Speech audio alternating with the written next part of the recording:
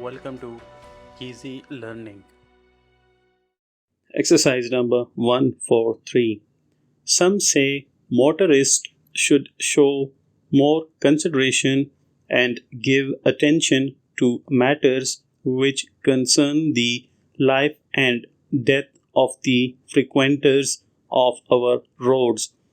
Though the difficulties are great, they are not irremovable, and motorists themselves can do a great deal to make them removable.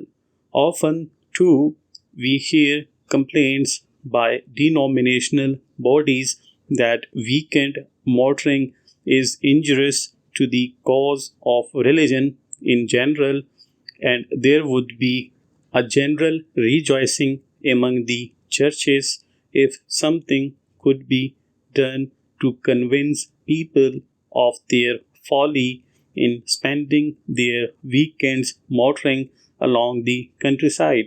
In our remarks respecting the onward march of civilization, it is well to consider all things together, and what brings misfortune to the few may carry with it great blessings for the majority of mankind.